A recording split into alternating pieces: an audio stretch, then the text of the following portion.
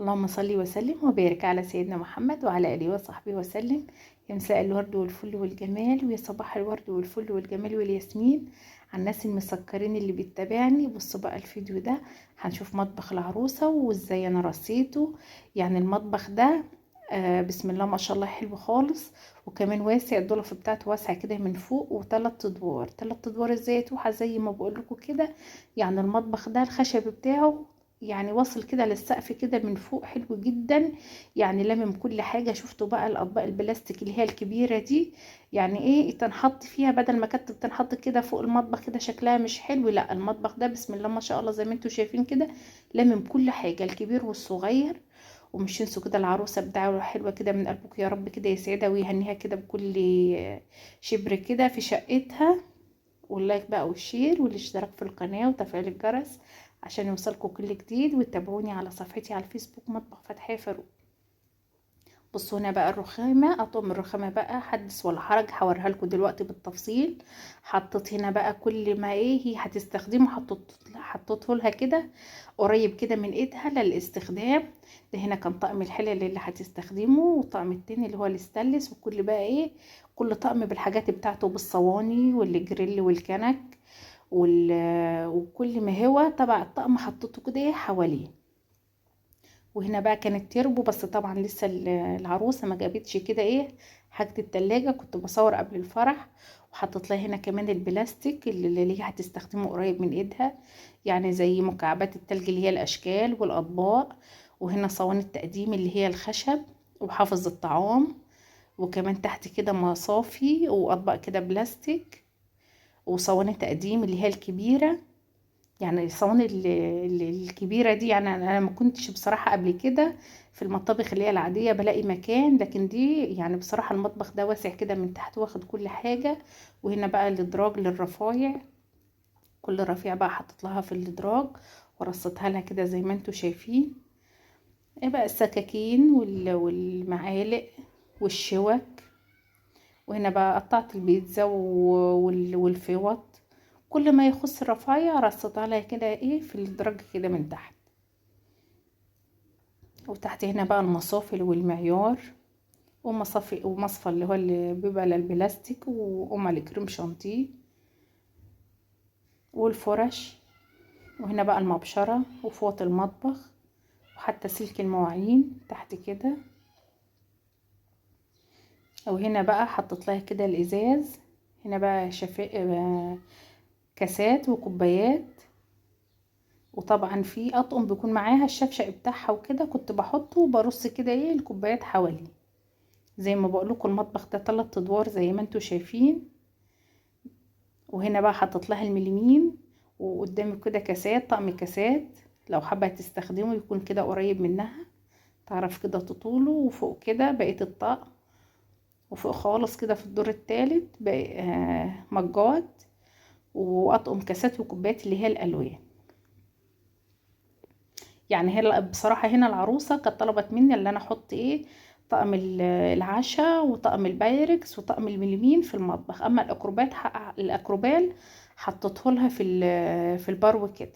وهنا بقى حطيت هنا الهاند بلندر والحاجات بقى اللي هتستخدمها زي ترمس الشاي، والبراد اللي هو البايركس، والبراد التاني الستانلس. وهنا بقى طقم حلل. وكمان كده اللي هو الخلاط الكهربائي اللي هو ال7 قطع. وده هنا صواني الفرن اللي هو الاشكال اللي هو بتاع الكيك، حطيته لها برضو كده قريب من ايديها. هنا بقى اللي هو مكنه القهوه. وده كده القطاعات بالحامل بتاعتها. جميع القطاعات بتكون في الطقم اللي هو بالحامل ده اللي هو على الرخامه ده. وده هنا بقى نيش كده صغير كده في المطبخ. حطيت لها بقى بقيه الازاز. بسم الله ما شاء الله هي كانت جايبه ازاز كتير، كوبايات وكاسات، وطقم خشاف، وطقم هنا السمك فوق. يعني بصراحه أنا ما طولتش اللي فوق ده، اختها بقى اللي وقفت على الرخامه وانا كنت بقول لها حطي هنا، وكانت بترص وكده عقبالها هي كمان. وبصراحه اخت العروسه الكبيره يا رب كده يسعدها كده ويفرحها باولادها. كانت ذوق جدا جدا كده في التعامل، وحاجه يعني بسم الله ما شاء الله، ربنا يا رب كده يفرحها باولادها دايما. وده هنا بقى حطيت الطقم ده كده بالجريل بتاعه فوق كده. هنا بقى الاجهزه الكهربائيه هوريكم بقى. ده كان البوتاجاز كان بيكو، وده هنا كان الشفاط بتاع البوتاجاز كده من فوق. ورصيت هنا بقى المجات والكوبايات. هنا بقى في الثلاث ادوار حطيت لها كده. هنا بقى المجات اللي هي القصيره والكوبايات الطويله حطيت لها الطويله ورا والقصيره قدام عشان يكون كله باين. وهنا بقى طقم البهارات. وهنا بقى الشوك والسكاكين اللي هو على الحامل، والسكاكين الدوار. وهنا بقى الحاجات اللي بريل وكده. وده هنا بقى طقم البايركس رصيته لها كده في الضلفه دي.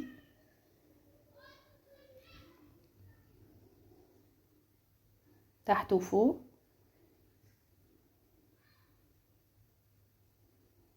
هنا بقى صفيت الاطباق، كنت حاطه فيها بقى طقم العشاء وكوبايات ومجات كده للاستخدام. ولو انت بقى لسه مكمله معايا الفيديو دوسي لايك واشتراك بقى في القناه، وبعتي بقى الفيديو لاصحابك وحبايبك على الواتس وعلى الخاص يستفيدوا منه حتى ولو بمعلومه. ومش تنسوا كده تدعونا دعوه حلوه كده عقبال اولادكم.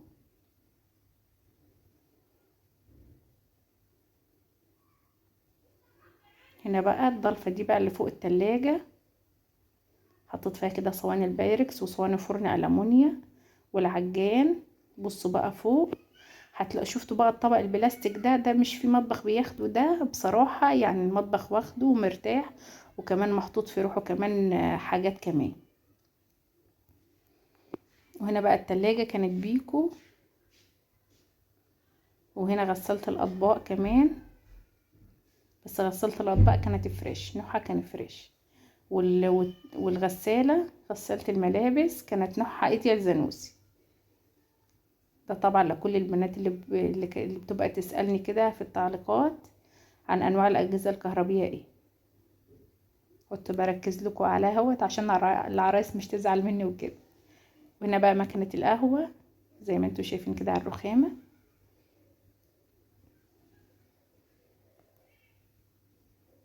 وهنا بقى التربو، وكمان ضلفة كده حطيت لها. ده كان بقى الازاز اللي كان باقي.